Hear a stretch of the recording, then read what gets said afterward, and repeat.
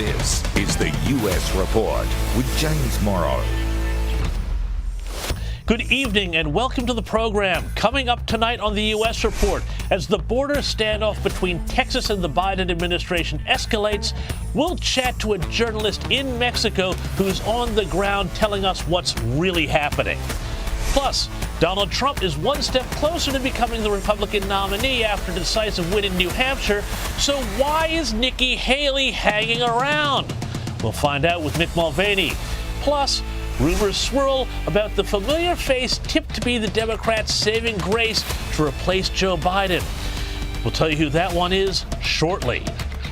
But first, the Biden administration has gone and started a fight with a new enemy.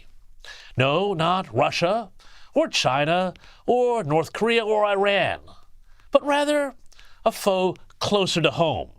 A foe that, unlike those other foreign powers who want to see America destroyed or at least humbled, actually wants to see America survive and be strong in all her glory and to be cohesive as a people. I'm talking about this enemy being the state of Texas, which has seen its southern border pretty much be allowed to disintegrate under the auspices of the Biden administration. Since Sleepy Joe took office, an estimated 10 million illegal migrants have been allowed to pour into the United States, many of them through the very porous border with Texas, and presumably with the end game in mind of congressional amnesty and minting a huge new block of Democrat voters in mind. Well, Texas Governor Greg Abbott has had about enough. 2 weeks ago, Texas acted to close down a crossing at Eagle Pass on the Rio Grande River, putting up barbed wire and, God forbid, enforcing the border. The White House, the Biden administration, was, of course, having none of that. They wanted open. And they went all the way to the Supreme Court to make it so. And the court, disgracefully in my opinion, in a 5-4 ruling, said that, sorry, the feds rule, Texas can't enforce the border, and they had to allow the federal government, the White House, to open up their border with Mexico to allow illegal migrants to enter the country. Well, here's where it gets interesting. Really interesting. The Lone Star State's governor, Greg Abbott, has written a letter to the president accusing Joe Biden of violating his oath to uphold immigration laws by telling his immigration officers to ignore the rules, let migrants go free, and by enticing them to make dangerous and illegal crossings. And here's where it gets more interesting. In solidarity with Texas, the governors of multiple states, including Florida, Georgia, Virginia, Oklahoma, North and South Dakota, Tennessee, Alabama, Montana, Idaho, Utah, West Virginia, Nebraska, Louisiana, and Arkansas, have all announced that they stand with Texas against the federal government's attempt to prise open their borders. Well, adding to this, too, Speaker of the House in Washington, Mike Johnson, tweeted Thursday, "I stand with Governor Abbott. The House will do everything in its power to back him up. The next step," he said, holding Secretary Mayorkas accountable. Now, the Biden administration, for its part, seems committed to keeping the border as wide open as possible, despite the law, and in dereliction of the meaning of the very word border. I want to play a couple of exchanges here between Fox News' Peter Doocy and White House spokesman John Kirby. In the first one, Kirby tries to defend the Democrats' approach and why they want to tear down the razor wire designed to keep illegal migrants out. Why are you guys making it easier for people to enter the country illegally? I don't believe we are. Why do you think we are? Well, you guys sued to cut razor wire that was put in place by Texas officials. So that the Border Patrol could actually do their jobs, but keep going. Well, you won in court, so now what? The Border Patrol Union president is saying the Supreme Court's decision is going to undoubtedly encourage more illegal immigration. Do you guys know better than the Border Patrol Union? The Border Patrol needed access And that's why we sued to get rid of that razor wire so that they could do their jobs. Ah, it was about access, I see. Did you follow that? But then there was this, when Kirby slipped and basically revealed everything. Does razor wire work? Does razor wire work for what? Does it work for the Border Patrol to allow them to have the access they need to be able to better process people that are trying to get across the border? I don't think so, and that's why we asked for it to be removed. So they asked for it to be removed, the razor wire to be removed, so they could let people who wanted to cross illegally into the country do so more easily. It's all right there. They do not want to stop illegal, unauthorized migrants. They don't want to deter them. They want to get them into the country in great numbers as quickly and cleanly as possible. Now, what's happening here has all the makings of a real constitutional standoff, if not more. The Biden administration is, of course, in a terrible position. If they send in the troops and try to reopen the border, they look like they are facilitating illegal entries. If they do nothing, the president looks weak, which I know, that'd be a new one. This, though, is a dispute that I think goes to the very heart of what makes a country a country. But there is a bigger point, because if a nation does not have control over its borders, over who comes in and out, who settles within the nation, then it is not a nation. You can be all about wanting to take care of refugees and welcoming migrants. That's fine. But the central government has to have control over the process, not people smugglers, not drug cartels. Otherwise, what you're looking at is not an orderly migration process, but an uncontrolled and de facto invasion of America. So, here we are, and it's all got fairly, well, secessionist vibes, to be honest. But if the Biden administration is not going to enforce the law, then someone else is going to have to do it. Is the U.S. heading to a new civil war over this? Well, I don't think we're quite there yet, but you know what they say, don't mess with Texas.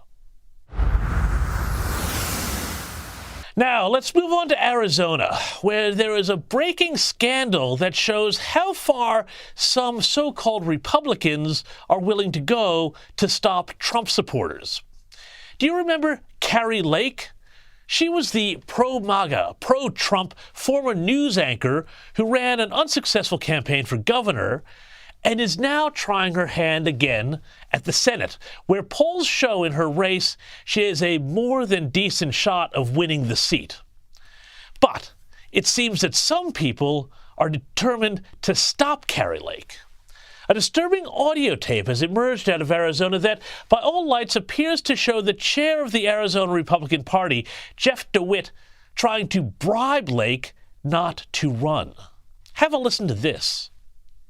So what's going on? What is? I'm assuming this is our friend. This is back east. There are very powerful people that want to keep you out. I know they do. But they're willing to put their money where their mouth is in a big way. So this conversation never happened. This is crazy, though. They should want me. I'm a great candidate. People love me. These people are corrupt. Well, maybe you're right. Powerful people back east willing to do whatever it takes. Well, it's pretty interesting to me, and Lake told DeWitt what he could do with his offer. And since the tape emerged, DeWitt has resigned, claiming that he was set up. Joining me now to discuss this and a lot more is Fox News contributor Joe Concha. Joe, tell us about this scandal, and who are these forces back east that Jeff DeWitt was talking about who are trying to buy off Kari Lake to keep her from running? The establishment in Washington, I suppose, is what I deduced from that, James. And I mean, it's just laughable that James DeWitt, the gentleman that you just played there, is now saying he was set up. What did Kari Lake, can she do the Jedi mind trick and make people say things that they don't want to say otherwise? Clearly, he was bribing her. clearly they met up for that reason, because he wanted to not only convince her to get out of the race, but to actually pay her off to do so. It's all on tape. Lake is the one who actually taped him because she thought it was suspicious that he was reaching out in the manner that he was. And he's caught red-handed. And this is just, again, an example of the swamp that Donald Trump describes and Kari Lake describes as well, as far as a corrupt system here in the U.S. where anything goes, it seems. Huge standoff this week between the Texas and Biden administrations about the situation on the southern border. Texas Governor Greg Abbott has released a lengthy statement touting a right to self-defense from a migrant invasion, and he's accused the federal government of violating constitutional duties to enforce immigration laws. Tell us the latest on this. We're going to be talking to a citizen journalist on the ground, but what are the politics in Washington looking like right now on this? James, this is baffling to me, because what we're seeing at the U.S. southern border, something like when you include the gotaways. In other words, there are people that cross the border very easily, and then they turn themselves in to Border Patrol agents, and then they're basically released into the country or even flown to different cities at their preference, right? And when you talk about those people and then the gotaways, ones that get into the country, then we don't know who they are. Hundreds of people, by the way, have crossed into this country and have been apprehended who are on the FBI terror watch list. So you can only imagine what that number looks like when we're talking about all the terrorists that haven't been caught. So you look at the optics of this, and you see that more than 9 million people have come into this country since Joe Biden took office. And you realize then that there are 38 U.S. states that don't have a total population of 9 million. And you're seeing an invasion is the only way you could describe it. And the fact that now you have cities like New York and Chicago, Denver, San Francisco, their budgets are exhausted because they're spending billions on housing these people who are here illegally and paying for their food. And there is no money left for actual citizens who live here. Even in New York, right where I am, they're cutting sanitation to an already dirty city. They're cutting education, where test scores are at a 30-year low. And they're cutting the NYPD, New York City Police Department, while crime continues to spiral out of control, all to pay for these folks. So this has wide-ranging, obviously it's a crisis. Let's face it. And Joe Biden, who is polling at 18% approval on the border, James, still continues to fight Texas on this, where Texas is just trying to do everything they can to secure their border because they're the ones who have to handle all this when they first come in.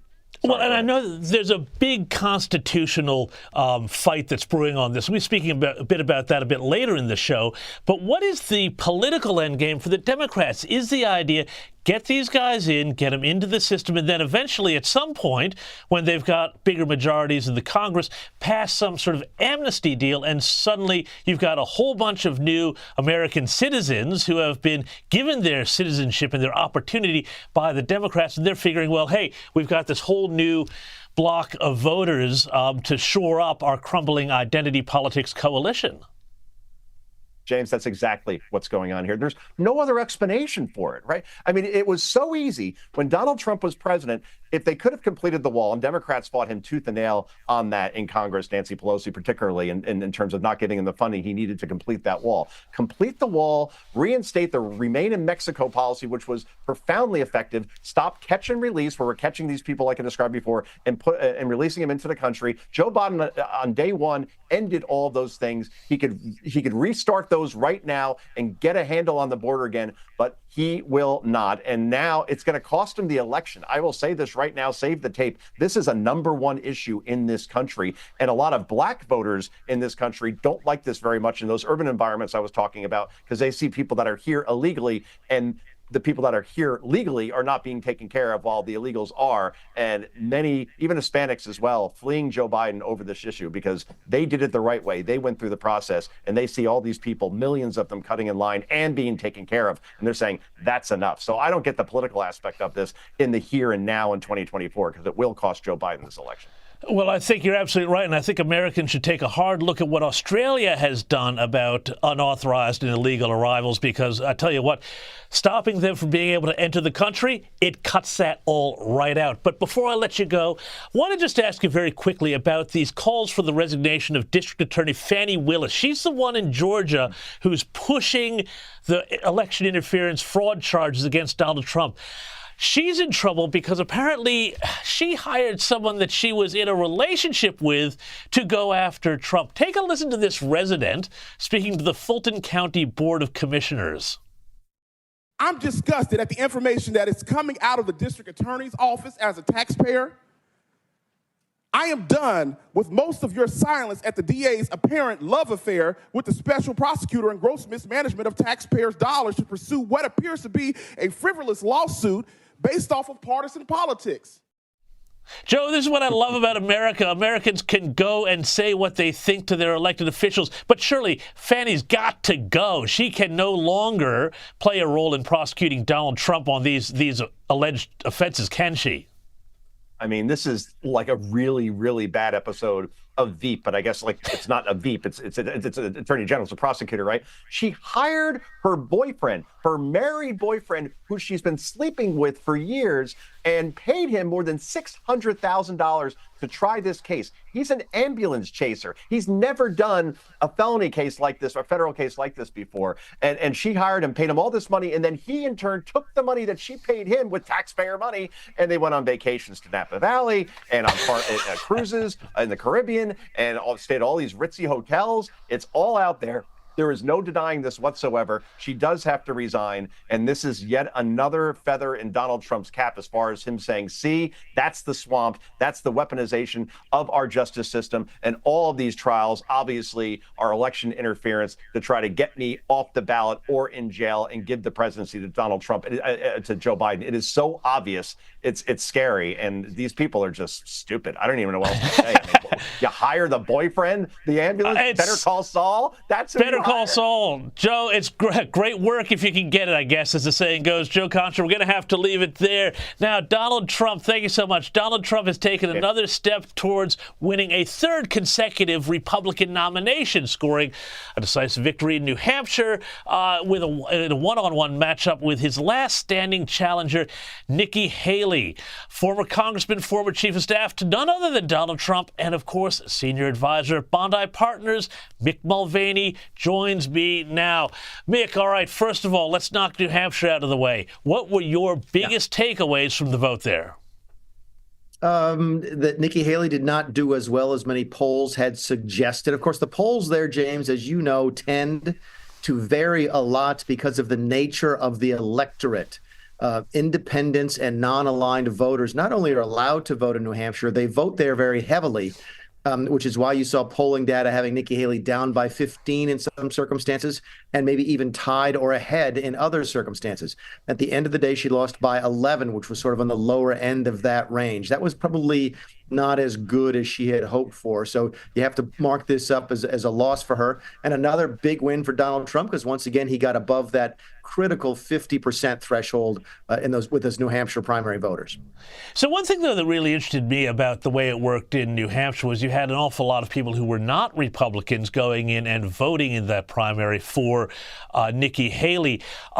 It was obviously a strategic vote to try and weaken Donald Trump's vote on the night, but does it also suggest that there's an awful lot of Democrat voters out there who are really enthusiastic about stopping Trump no matter what, and will go and, do these crazy votes, or even one day maybe even vote again for Joe Biden, simply to stop Trump? Is there does it show that there's a trouble for the Republicans in all of this? In fact, that's exactly the trouble, James, that cost him the election in 2020. Keep in mind, in 2020, Donald Trump got, I think, at least 10 million votes more than he received in 2016 and still lost. Not only because he's a turnout machine, he absolutely is. His folks show up, but he also motivates the other side to show up to vote against him. And that's exactly what you saw here in New Hampshire. So that dynamic held true in 2020. It held true again in New Hampshire here a couple days ago. And we fully expect that to drive the outcomes in 2024 as well. And I want to ask about, too, on the Democrat side, Joe Biden was not on the ballot. He wants to be first in South Carolina. So there was a write-in campaign. Biden did get a lot of write-in votes, but this rival candidate, Dean Phillip, did come in with around 20%. Is there a message for the Democrats about continuing uneasiness about going forward with the Joe Biden presidency?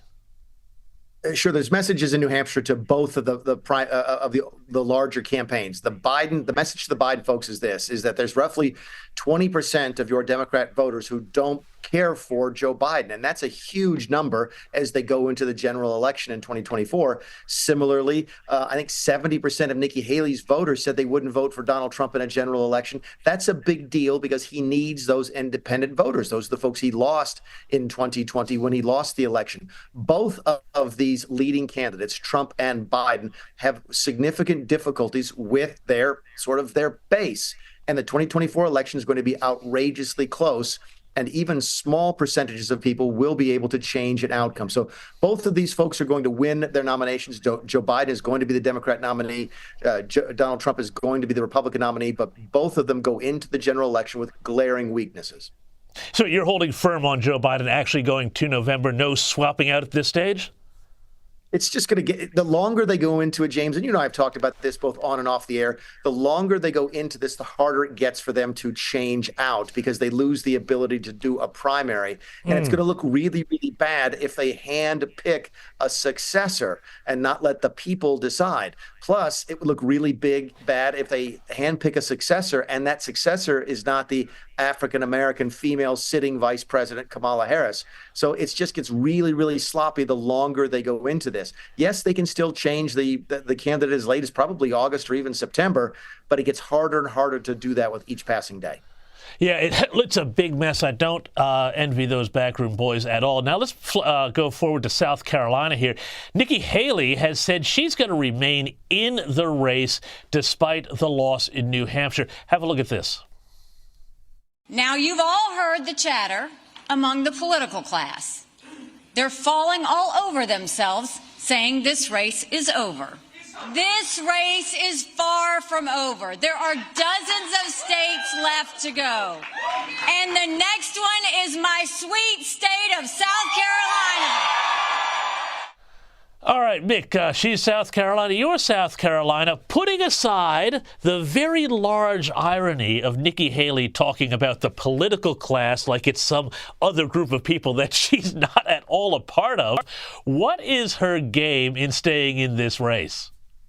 Yeah, well, James, I guess count me amongst the political class who says this race is over because, as you note, I'm from South Carolina, as is Nikki. She's losing by 35 points in her sweet home state, and you just can't do that. Not only can't you do that nationally in terms of what the perception is to voters, critically, the perception of donors. She talked about the political class. Let's talk about the donor class. If she loses her home state by 35 points, the money is going to stop. And in our system, money is the lifeblood of politics. So she has a real serious problem. Personally, and the folks I talked to in South Carolina, we fully expect her to drop out before the South Carolina primary. Why? If she loses South Carolina by a huge margin, it actually hamstrings her going into 2028. It would do nothing but invigorate folks like Ron DeSantis or other potential 2028 challengers if Nikki Haley can't even win her home state or gets crushed in her home state. So there's a lot more downside, perhaps. Now, if she sees some polling data that says she's coming back in South Carolina, she's got a chance, she might stick around. But right now, the conventional wisdom amongst those in the admittedly political class is that she does not have a chance in her home state, and for that reason, she will be getting out before the end of February. Well, there was a really interesting editorial in the Wall Street Journal, Mick, the other day that suggested that one of the reasons why she might stay in is because it's a long time to November. It's a long time even to the conventions. Donald Trump has a lot of liabilities. And she's hoping that, well, if something happens to his candidacy and he falls over and can't run, that she's there to take up the mantle. How much of that does that make sense to you? It doesn't, because that's not how it works. Keep in mind, all these folks who have dropped out have only suspended their campaigns. Technically, they're still candidates for president. There are all sorts of legal reasons to do that. But if Nikki Haley really was the only person left on the ballot, so to speak, and Donald Trump gets struck by lightning, that doesn't mean that she's automatically the contender. The nominee. What if Donald Trump comes out tomorrow and says that Tim Scott is his vice presidential nominee? There'll be tremendous pressure on the Republican National Committee to make Tim Scott the replacement for a deceased for example, Donald Trump. So no, I read the same piece in the Wall Street Journal, a little disappointed with it. It doesn't, I think, fully grasp the process. Just because you're the only other person standing around when Donald Trump gets hit by a meteorite does not mean that you are automatically his replacement. And congratulations, by the way, to Tim Scott on his engagement announced this week. And we'd love to get him on the program sometime if you're out there watching Tim Scott. But one final thing here, Mick Mulvaney, I want to ask you about, because you spent a lot of time with President Trump on the campaign trail, at events. And here's something I don't think is getting enough attention, and in fact, it's been barely covered. But you're seeing here on your screen video of the Secret Service swooping in to protect and cover the president after a speech that he gave where he was interrupted by pro-Hamas protesters more than a dozen times. And this made the whole event kind of a disaster as far as the speech went, but also clearly there's security concerns. How big a problem is this for his campaign if this behavior of pro-Hamas, pro-Palestine protesters keeps coming up every time Joe Biden tries to go and give an event? It's a significant problem for a very sort of obtuse reason. So if you give me 30 seconds, I'll see if I can explain it. There's not that many Palestinian Americans who vote in these elections, okay? There's a couple million in a country of 350 million people. It's a very, very small percentage. But remember, we elect a president not nationwide, but state by state. Those Palestinian American voters, the folks who are protesting there, are concentrated in a couple of states. One of them is Michigan. There's over 1 million Palestinian Americans registered to vote in Michigan. That is far more than the margin of error the margin of victory in the last two elections in 2016 and 2020 in Michigan.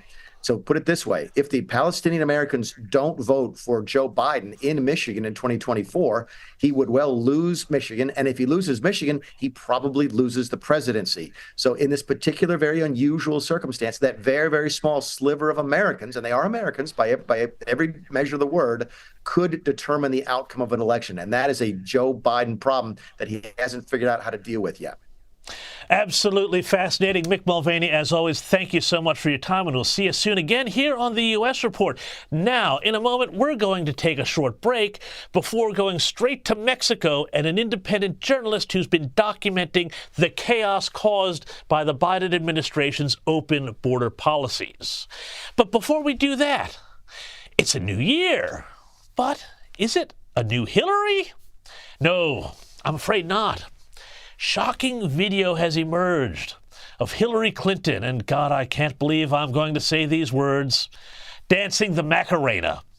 You remember that one, don't you? Yeah, but there she is there on a recent trip to Spain. But if you've got a really long memory, well, this isn't the first time. Look at this. Look at this. So that is Hillary Clinton at the Democratic National Convention. Very wisely. Now, look at that rhythm. She has less rhythm than me. That does not reflect on her abilities to lead this country, I must add. But that is fantastic. And what is great is also the haircuts, the pantsuits, the clapping. She looks fabulous. What's that the kids say?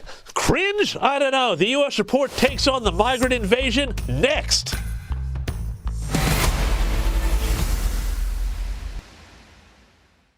Welcome back to the program, and in a moment, we're going to be joined by citizen journalist Austin Cabrejo to bring us the latest from the southern border. But before that, now, I don't want to terrify anybody, but there's a rumor that just won't die, and I think we need to talk about it.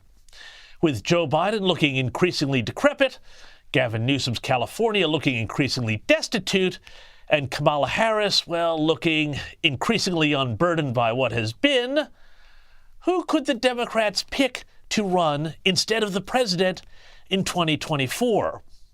Well, here's the scary thing. One name keeps coming back up over and over again. Michelle Obama. That's right. New York Post columnist Cindy Adams, who very rarely misses, reported just 3 days ago that, quote, Obama's wife is scratching to maybe be our next president, unquote. Now, the plan, according to Adams, goes something like this, she said. Around May, Biden announces that he's not running, even mentally. The so-called plot is that come the August convention, Michelle gets nominated. Then Biden resigns and hands over the reins of the presumptive nomination at the convention in Chicago. Far-fetched? Well, maybe, but we are already hearing a lot of alarm bells ringing on the left, and especially among the big money donor class, over the prospect of going to the next election with Joe Biden. At the Davos World Economic Forum of elites and string pullers, top executives and other attendees were reportedly worried about the prospect of a Trump return, but also about Biden's ability to see off the threat of Trump. And just a few weeks ago in a podcast, Michelle Obama herself had this to say. What's going to happen in this next election? I am terrified about what could possibly happen because our leaders matter. Who we select, who speaks for us, who holds that bully pulpit. It affects us in ways that sometimes I think people take for granted. Now, despite all this, I'm not putting this one in my likely column just yet. But as the Democrats get more desperate, the speculation will continue to mount, as will, I'm afraid, the probability. Back to the border crisis now, and we spoke a little earlier about the standoff between the Texas governor and the Biden administration. It comes as the Texas National Guard doubles down on its efforts to secure the border, putting up more razor wire barriers to stop illegal migrants from crossing, despite the Supreme Court ruling this week in favor of the Biden administration. Joining me now, though, to tell us about what it actually looks like on the ground and not in the courts is journalist Austin Cabello, who's in Mexico, just across the border from Texas. Auden, thank you so much for joining us on the U.S. Report. We really appreciate it. You've been spending a lot of time down at the border. Talk us through what you're seeing, and we're going to see some of the images here on our screens. Yeah, so I live on the Mexican side. I'm in Acuña, Mexico, across from Del Rio, Texas, same place where we had 15,000 Haitians underneath the international bridge about 2 years ago. And since then, the migrant flow has moved 100 miles south to Piedras Negras, which is across from Eagle Pass, Texas. And ever since then, I've been documenting the migrant flow crossing through these border towns. And just this past year, I've been documenting constantly in Piedras Negras how migrants have been arriving from southern and central Mexico on freight trains to Piedras Negras in the hundreds, sometimes thousands, and crossing into Eagle Pass directly underneath International Bridge 2. And that's when Border Patrol would stage them and process them, transport them out to the processing center about 15 miles outside of Eagle Pass, Texas. Back in October, I was predicting that November and December were going to be catastrophic numbers as far as migrants coming across because what I was seeing in central and southern Mexico. And sure enough, that's what happened. And here recently, because of the visits that Secretaries Mayorkas and Blinken going down to Mexico and meeting with Mexican delegates, most of the migrants were cleared from northern Mexico back to southern Mexico. This, as a result of having the railway and the international bridges open back again, it was hurting Mexico's economy. And since then, the migrant flow has dropped more than 50%. And this is when Governor Abbott decided to make this move and take over Shelby Park. And tell us about Shelby Park. And if they can't cross at Shelby Park, where are they going to? Are they crossing through private property? What's going on? Who's enabling them? And I want to pick up on what you said before about the agents processing them and bringing them in to the country, because I think an awful lot of people would think that it's the job of the government to stop people coming in physically from coming into the country if they do not have papers. I mean, you cannot get on a plane from Australia to the United States if you do not have a passport or a visa. So people will be looking at this and wondering what is happening with the federal government's job here. Exactly. That's a great question. And that's the first one I had. I know a lot of the media descended to Eagle Pass after the Supreme Court ruling, expecting to see Border Patrol cut barbed wire once again and let migrants in. But my first reaction was, well, wait a minute, there are no migrants crossing there at Shelby Park. However, they are crossing. And that's one thing that I zeroed in on. and they have moved north and south from Shelby Park. They've adapted very quickly, and they're crossing now at private property and ranches, leaving large debris fields, all the clothes that they leave behind, and walking up to the highway, and that's where Border Patrol picks them up and takes them to the processing center. So there's still a few crossing, probably in the tens or hundreds, not in the thousands like we did in November and December. However, if you ask local residents in Eagle Pass, they're happy. They support Governor Abbott with his move of taking over Shelby Park. Alternatively, if you ask ranchers, they're upset because now the migrants are crossing through their property. So it depends on who you ask, whether they agree or disagree with Governor Abbott's actions. But I mean, the ranchers, the people with this private property that's being crossed over by these migrants, those migrants are being escorted by cartels, or that's being organized by gangs and criminal activity and so on. I mean, much more worrisome for me if I was a rancher than even people unauthorized walking across my property would be some of the people involved with the trade, right? Exactly. In Piedras Negras, I would wait for the migrants when they arrived on train, and I would walk with them as a caravan, and as they arrived to the crossing point at the Rio Grande, and I would document these crossings with no risk, no issues, because it was just the migrants being led, no cartel, no criminal organization. It's just them by themselves crossing to the river underneath the International Bridge 2.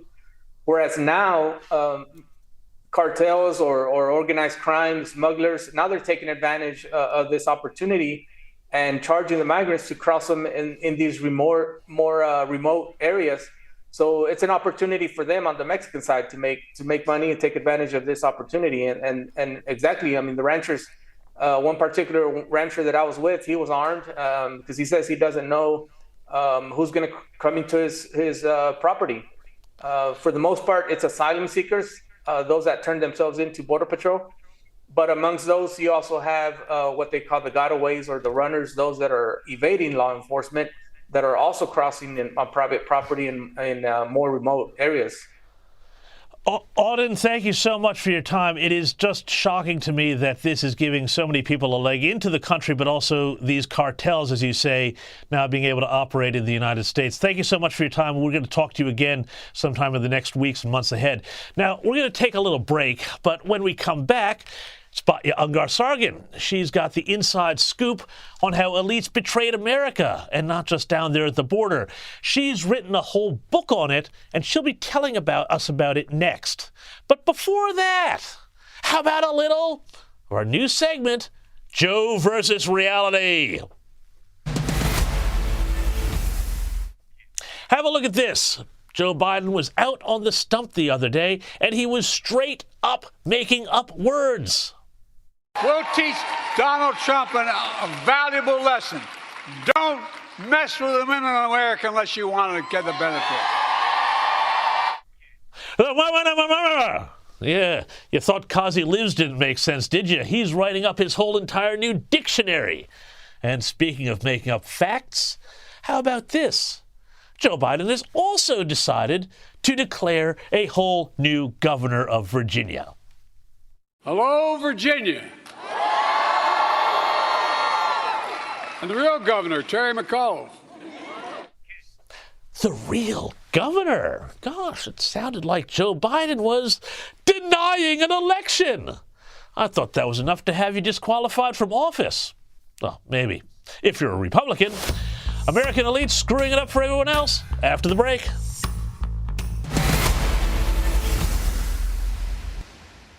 Welcome back to the program. Let's get right into it. Now, if you watched the show much last year, you probably saw my next guest at least once or twice. She's Spatya Ungar-Sargon. She's the opinion editor at Newsweek magazine and author of Bad News: How Woke Media Undermines Democracy. And guess what? She's got a new book coming out soon, so go get onto Amazon and pre-order this one now. It's called Second Class, How the Elites Betrayed America's Working Men and Women. And I'll tell you what, I suspect it might have a few things to say to Australians too. Batya, welcome back to the program and Happy New Year. First of all, I want to get straight into this idea of the elites. The term is thrown around a lot, but it's often left undefined. Who are we talking about here, and how do they differ from everybody else? Such a great question. Thank you so much for having me, James. I just want to make sure your audience knows that you are as lovely and wonderful in person as you are on this show. Thank you so much for having me throughout the last year and for having me now to talk about the book. I'm really grateful. So who are the elites? It's such a great question. The problem in America is that we have a real class divide. If you have a college degree, everything about your life is going to be easier and better. On average, you're going to make $1 million more throughout the course of your career than a person without a college degree. Your health is going to be better. You are going to be insulated from the deaths of despair that are plaguing working class Americans. Everything about your life is going to be more stable, and you are going to have access to the American dream, to a fair shot at it. The problem is that if you do not have a college degree in America, these days you are considered second class by those same college-educated people. They are hoarding the American dream and keeping it out of reach for people who do the kinds of jobs, James, that we actually rely on to survive, right? Working class labor is the backbone of this country, of any society, right? I mean, if all of the journalists disappeared, people would still have something to eat, right? If all of the truck drivers disappeared, we'd be totally screwed. And it's so unfair. We've basically broken the contract with the working class. And when I use the word elites, I'm talking about people who are in that top 20%, that top quintile, who really are now making double the median income and have access to all of those benefits that I enumerated. And they also have a whole ideology that protects them from having to admit how much they benefit from income inequality. Well, I mean, this is a really interesting thing to me, too, because, the way I look at it, it's not just a matter of income, but attitude. I mean, Donald Trump is, of course, very, very wealthy, but he's not somebody who has the right elite attitudes. And, of course, they hate him. And I saw this fascinating poll the other day. They looked at elites, 1%ers, people in that top sliver of income earners and Ivy Leaguers, and they found that these people are much keener on banning and rationing cars and air travel in pursuit of climate targets. They expressed an authoritarian streak against personal freedom, much more against free speech. We saw a little bit of this, I think, in the pandemic. But this attitude translated into the fact that they command so many of the sort of controlling and commanding heights of the culture. That's pretty dangerous, isn't it? Absolutely. And the two go hand in hand, James. That's the crucial point here. This desire to control, this intolerance towards people who disagree with you politically, the sneering vis-a-vis the working class. These all go together with having one of these Ivy League degrees, because these places no longer produce knowledge. What they produce is contempt for the working class, contempt for people who don't have a college degree. They are mechanisms for elevating the college educated into the elites and making a middle-class life out of reach for everybody else, which of course reinforces their status, right? And so of course it's these same people who want to enforce their views and their will and their point of view and their ideology onto everybody else. And meanwhile, people who are working class, they are the furthest thing from polarized. They are so united in their ideas, and yet those ideas never get a fair hearing in the political sphere or in the media, because the politics and the media are dominated by people in those elites with those elite educations. And just finally then, if you see this shift against the middle class here, obviously that means lower incomes for them, less homeownership, less of the things that give people a buy-in in society. That's very destabilizing, obviously, for the United States. What does this mean in terms of politics? And is there a chance for a political realignment that will shift some of that power back to the working class, to the middle class, to the people who traditionally were the backbone of the American society? I'll tell you, James, a lot of working class people see Donald Trump as a manifestation of what you just described. His entire economic agenda, whether it was starting a trade war with China, policing the border, getting rid of NAFTA, all of these things put money in the pockets of working class Americans. And more than that, it gave them dignity again. He said to them, we're going to create an economy that works for you. Unfortunately, the Democrats are now the party of the college-educated elites and the dependent poor, right? What they want is everybody living off the government who makes under $100,000 a year, all of manufacturing done in China, and then a whole new caste of working class slaves brought in from poor countries with failed socialist governments like Venezuela, right? That's how the Democrats see it.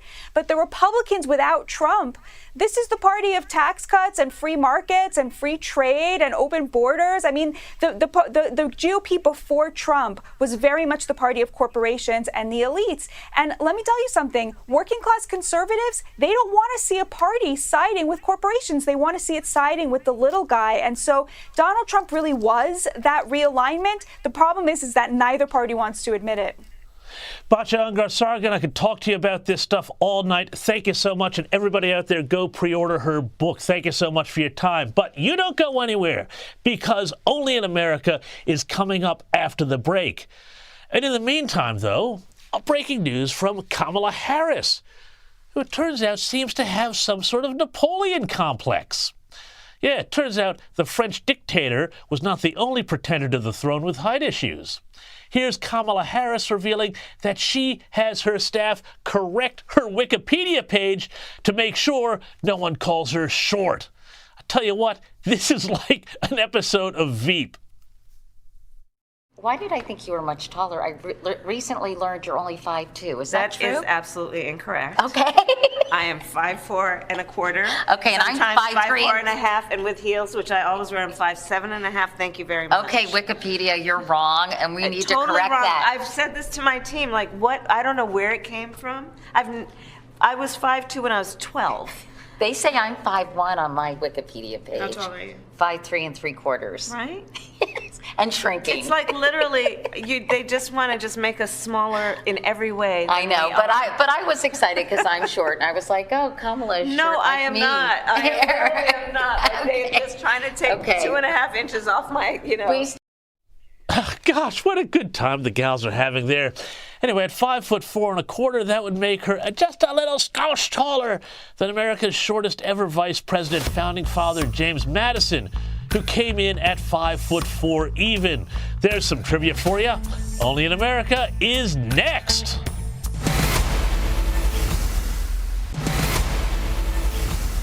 And now it's time for a little segment we like to call Only in America.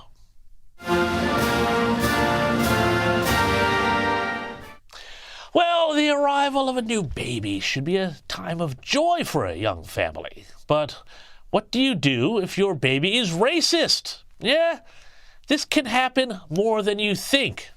So, for all the new parents and grandparents out there, our friends at the Babylon Bee have issued a guide to how to tell if your baby is a racist. Here are 5 troubling signs that your baby might be a white supremacist. Sign number 1, he's white. If your newborn is white, then sorry, it's game over. Your baby will be irredeemably racist forever. Sad. Sign number 2, your baby has no hair, which is a common neo-Nazi hairstyle. Here's a big one. Shows his white fragility by crying all the time. Crying is a sure sign of defensiveness and a fear of honest conversations around race. Not good. 4, your baby refuses to say Black Lives Matter. Seriously, what is so hard about saying Black Lives Matter? If instead he says things like goo goo gaga, this is even more troubling. The phrase goo goo gaga has 10 letters in it. Do you know what else has 10 letters in it? Heil Hitler. That kid, I'm afraid, is canceled. And that's all the time we have for today. So see you next week. Happy Australia Day and God bless America. Bye-bye.